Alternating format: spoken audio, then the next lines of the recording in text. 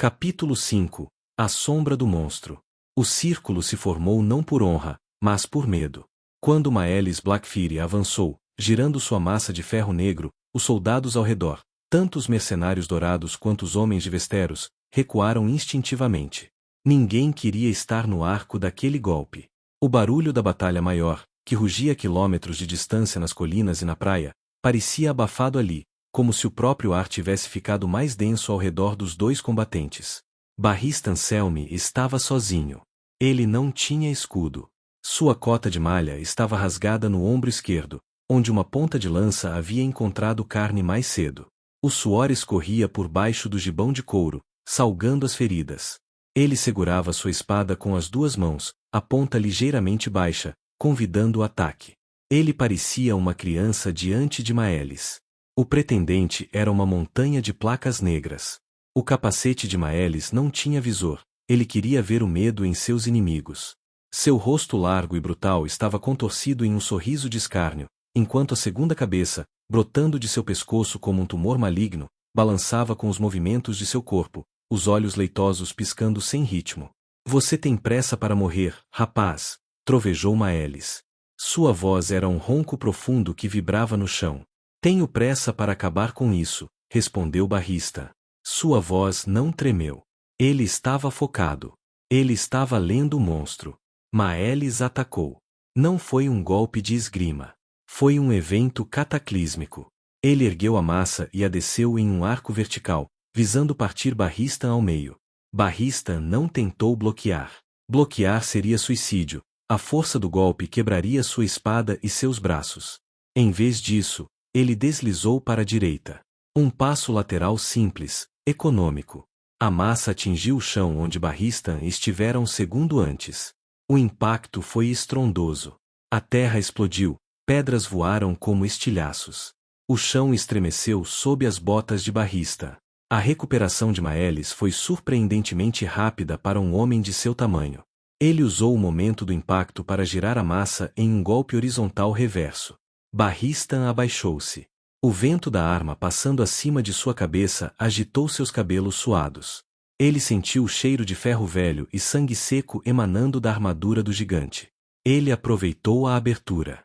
Barristan estocou, visando a axila de Maelis, onde a armadura de placas tinha uma junção de cota de malha. A espada atingiu o alvo, mas não penetrou fundo. A cota de malha de Maelis era dupla, forjada em MYR, resistente e pesada. A lâmina de Barristan soltou faíscas e deslizou. Maelis grunhiu, mais irritado do que ferido. Ele chutou. A bota de aço atingiu Barristan no peito. O impacto foi como ser atropelado por um cavalo. Barristan foi jogado para trás, rolando na terra batida. O ar fugiu de seus pulmões. Sua visão ficou branca por um instante. É só isso, riu Maelis, caminhando em direção a ele. O monstro não corria. Ele caminhava com a inevitabilidade de uma avalanche. Os 7 reinos enviam moscas para lutar contra dragões? Barristan lutou para se levantar. Suas costelas queimavam. Ele cuspiu sangue. Levante-se. Se você ficar no chão, ele te esmaga. Ele se colocou de pé, cambaleando. Sua espada parecia pesar 1 tonelada. Maelis estava sobre ele. O gigante levantou a massa novamente. Desta vez, ele não estava brincando. Ele ia acabar com aquilo. Morra, bastardo de um rei fraco, rugiu Maelis. Barristan olhou para o gigante. Ele viu a força. Ele viu a raiva. E viu a arrogância. Maelis estava tão confiante em sua força que havia deixado de se proteger. Ele segurava a massa com as duas mãos, erguendo-a bem alto acima da cabeça, expondo todo o seu torso frontal. Ele confiava em sua armadura negra impenetrável. Mas Barristan sabia que nenhuma armadura era perfeita. Ele se lembrou das lições do mestre de armas em Solar de Colheita. O aço protege o peito, mas o pescoço precisa se mover. Havia uma fenda. Pequena. Quase invisível. Logo abaixo do queixo de Maelis, onde o gorjal de aço encontrava a placa peitoral. E, ao lado, onde a segunda cabeça crescia, a armadura tinha sido modificada, criando uma dobra estranha no metal para acomodar a deformidade. Era ali. Maelis desceu a massa. Desta vez, Barristan não desviou para o lado. Ele não recuou. Ele avançou. Foi um movimento suicida. Ele se lançou para dentro do arco do golpe. Ele se jogou contra o corpo do gigante. A massa desceu atrás dele, errando suas costas por centímetros, atingindo o chão com tanta força que a vibração quase derrubou Barristan novamente. Mas Barristan estava colado a Maelis. Peito contra peito. O cheiro do monstro era avassalador, suor azedo, couro podre e doença. Maelis, surpreso, tentou agarrar Barristan com as mãos enormes, soltando a massa presa na terra. Tarde demais. Barristan havia encurtado a espada, segurando-a pela lâmina com a mão esquerda, uma técnica de meia espada, para guiar a ponta com precisão cirúrgica. Ele olhou nos olhos de Maelis. E, por um segundo, nos olhos da segunda cabeça. Pelo reino, Barristan sussurrou, seus dentes cerrados de esforço. Ele impulsionou a espada para cima. A ponta de aço entrou na fenda da armadura, logo abaixo da segunda cabeça, na base do pescoço grosso do gigante. Não foi fácil. Carne, osso e cartilagem resistiram. Barristan colocou todo o peso de seu corpo, toda a sua juventude, todo o seu medo e toda a sua esperança naquele único impulso. A lâmina deslizou. Maelis engasgou. Um som horrível, úmido, como um ralo desentupindo. Sangue escuro borbulhou de sua boca e da boca da segunda cabeça. Os olhos do gigante se arregalaram, não de dor, mas de incredulidade. As mãos enormes de Maelis, que estavam prestes a esmagar o crânio de Barristan, pararam no ar. Tremeram. E então, caíram, batendo nos ombros de Barristan sem força. Barristan não soltou a espada. Ele a girou. Um jato de sangue arterial explodiu, lavando o rosto de Barristan em vermelho quente. O gigante vacilou. Ele deu um passo para trás, puxando a espada das mãos de Barristan, que ficou plantada em seu pescoço como uma cruz de metal. Maelis Blackfyre, o último dos pretendentes, o homem que aterrorizara o Mar Estreito, caiu de joelhos. O chão tremeu uma última vez com o impacto de seus joelhos blindados. Ele tentou falar. A boca principal se moveu, mas nenhum som saiu, apenas sangue. A segunda cabeça se contorceu em um espasmo final e pendeu, morta. Barristan estava de pé diante dele, ofegante, as mãos vazias e trêmulas, coberto pelo sangue do monstro. O círculo de soldados estava em silêncio absoluto. Mercenários e cavaleiros, amigos e inimigos, todos estavam congelados, testemunhas do impossível. Maelis tombou para frente, o rosto batendo na terra poeirenta. A sombra do monstro havia desaparecido. Restava apenas o corpo de um homem grande e morto. E, de pé sobre ele, um jovem cavaleiro que havia acabado de escrever seu nome na história com tinta vermelha. Capítulo 6 O Nascimento do Ousado. Quando Maelis Blackfyre caiu, ele não caiu como um homem. Ele caiu como uma torre de cerco derrubada. O impacto do corpo maciço contra a terra levantou uma nuvem de poeira vermelha que envolveu Barristan por um momento, escondendo da vista dos exércitos. Por um longo segundo, houve apenas o som do vento nas pedras do passo e a respiração rasgada de Barristan. Então, a poeira baixou. Barristan estava de pé sobre o cadáver. Sua espada ainda estava cravada no pescoço do gigante, a guarda de aço tocando a carne ensanguentada.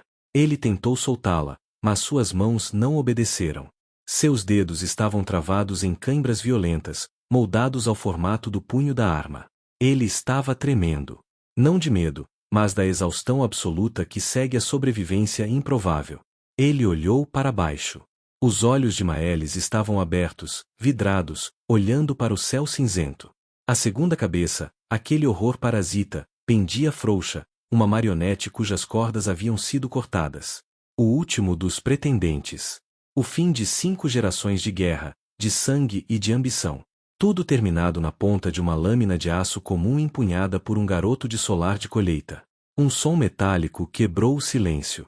Do outro lado do círculo, um capitão da Companhia Dourada deixou cair sua alabarda. Foi o sinal. A Companhia Dourada era a melhor força mercenária do mundo. Eles eram disciplinados, letais e profissionais. E, como profissionais, eles sabiam quando o contrato havia terminado. Eles não lutavam por fanatismo. Eles lutavam por uma restauração. Sem um rei para sentar no trono de ferro, não havia restauração. Sem Maelis, não havia pagamento. Baixem as armas, gritou um sargento mercenário. Acabou. O dragão está morto. O estandarte do dragão negro, que tremulara com tanto orgulho e ameaça no topo da colina, foi baixado lentamente. Lanças foram fincadas no chão. Escudos foram arriados. E então, do lado do exército real, o grito começou. Começou como um murmúrio incrédulo, cresceu para um rugido e explodiu em uma trovoada de vozes. Selmy! Selmy! Selmy! Homens que minutos antes estavam prontos para fugir agora corriam em direção a ele. Eles não queriam atacar os mercenários, eles queriam tocar nele. Eles queriam ver se ele era real. Barristan finalmente conseguiu soltar a espada. Ele cambaleou para trás, quase caindo. Suas pernas pareciam feitas de água. Espaço! Deem espaço ao homem. A voz de comando veio de Gerold e Gotover. O touro branco abriu caminho pela multidão de soldados eufóricos. Ele estava a pé, sua armadura branca da guarda real manchada de lama e sangue. E Gotover parou diante de Barristan. Ele olhou para o corpo de Maelis. Ele olhou para o ferimento no pescoço. Depois, ele olhou para Barristan. O Lorde Comandante da Guarda Real não sorriu. Ele raramente sorria. Mas seus olhos brilhavam com um respeito feroz. Você disse que viria buscar o fim da linhagem, disse Gotover. Eu achei que fosse bravata de um jovem tolo. Barristan tentou fazer uma reverência, mas seu corpo doeu tanto que ele apenas inclinou a cabeça. Era o único jeito, meu senhor. Você sabe o que você fez, rapaz? Gotover perguntou, olhando para o exército inimigo que se rendia em massa. Você não apenas matou um homem. Você parou uma guerra. Você salvou milhares de vidas hoje, incluindo a minha. Gotover tirou a luva de aço. Ele estendeu a mão nua. Eu já vi muitos homens valentes, disse o touro branco. Vi homens lutarem por dever, por raiva, por ouro. Mas nunca vi um homem correr sozinho para dentro de uma floresta de lanças e desafiar um monstro apenas porque era necessário. Ele apertou a mão ensanguentada de Barristan. Você não é apenas bravo, Selmy. Você é ousado. Barristan, o ousado. O nome correu pela multidão como um incêndio. Barristan, o ousado. O ousado. Eles o ergueram. Barristan tentou protestar, tentou dizer que estava ferido, que só queria sentar e beber água, mas não adiantou. Ele foi levantado sobre os ombros de cavaleiros e soldados comuns. Ele foi carregado pelo campo de batalha, passando pelas linhas de mercenários que o olhavam com um misto de ódio e admiração. O sol começou a se pôr sobre as pedras do passo. A luz dourada do fim do dia banhou as ilhas, transformando o sangue no chão em algo que parecia bronze líquido. Lá de cima, balançando nos ombros de seus irmãos de armas, Barristan olhou para o mar. Ele viu os navios da frota real no horizonte. Ele viu o futuro. Ele sabia que sua vida havia mudado para sempre naquele círculo de terra batida. Ele não seria mais apenas o herdeiro de Solar de Colheita. Ele nunca mais seria um cavaleiro comum. Ele havia entrado para as canções. Mas enquanto a multidão gritava seu novo nome, Barristan sentiu uma pontada de tristeza. Ele olhou para onde o corpo de Lord Ormund Baratheon jazia, coberto por uma capa. Ele pensou nos homens que morreram na primeira carga para que ele pudesse ter sua chance. A glória tinha um gosto estranho. Não era doce como o vinho. Tinha gosto de ferro e cinzas. Ousado, ele sussurrou para si mesmo, testando a palavra. Era um nome pesado. Um nome que exigiria que ele fosse perfeito, todos os dias, pelo resto de sua vida. Um nome que não permitia medo, nem dúvida, nem recuo. Barristan Selmy fechou os olhos e deixou-se ser carregado. Ele aceitaria o nome. Ele aceitaria o manto branco que inevitavelmente viria com ele. Ele aceitaria o peso. Porque, afinal, alguém tinha que segurar a linha. E ele descobrira, nas pedras do passo, que ele era bom nisso. A Guerra dos Reis de 9 Moedas havia acabado. A lenda de Barristan, o ousado, havia apenas começado. Fim.